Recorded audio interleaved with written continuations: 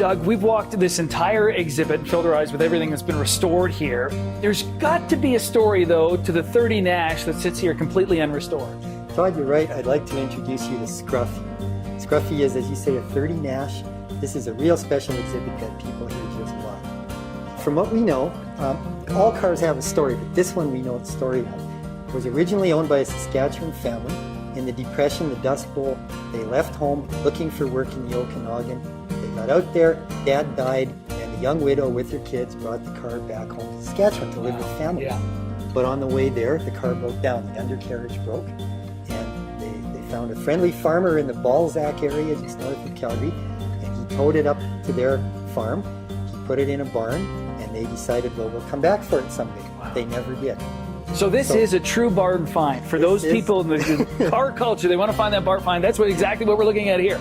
And people look at this and they say, oh, that's a beat up old car. This is actually in beautiful condition. It is. It really for is. a restoration because it spent its life in a barn. Well, what's interesting, you look at some of the parts that they've fixed over time, like the front fender on this vehicle, just has such character to it. What happened, you're right, it's been repaired 9 times. Wow. All of them badly. Yeah. And people didn't have money to go to a body shop Yeah. or something. You fixed it yourself.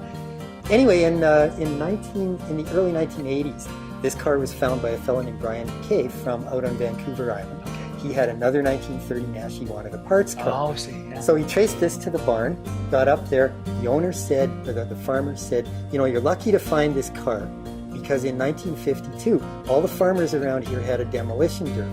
We smashed up all the old vehicles and scrapped them. Wow. We got this one all the way to the track, and the stupid thing wouldn't start. So we loaded it back on the truck, and we took it home, pushed it back in the barn, and now it's been there for another 30 years. And that's what saved it. Wow. That's what saved its life. So Brian paid for it. He brought with him a 6-volt battery, hooked it up, got inside just for fun, kicked the starter, and it fired up just like that. So he hauled the car home to Vancouver Island. He got looking at it. He looked at that fender, and he said, it's got too much character. It's I don't amazing. want to take this car apart. So in 2004, he set out to have a real adventure with this car. He'd been watching The Grapes of Wrath. I don't know if you're familiar with that, but the famous movie about the farm family that load everybody in the car. Let's just go looking for whatever work we can find.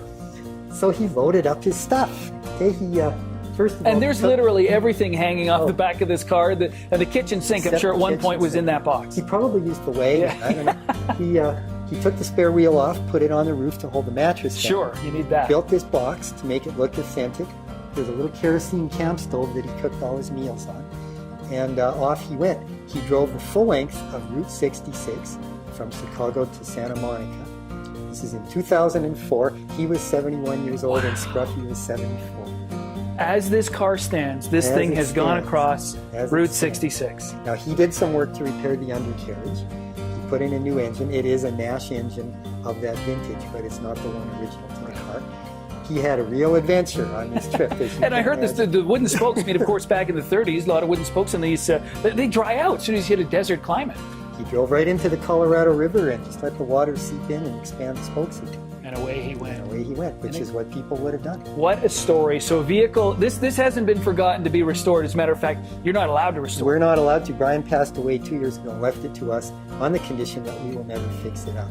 People love it like this. They'll walk right by the other cars sometime, come straight to this one. Oh, there's an old one. Well, actually, this is one of our newest ones.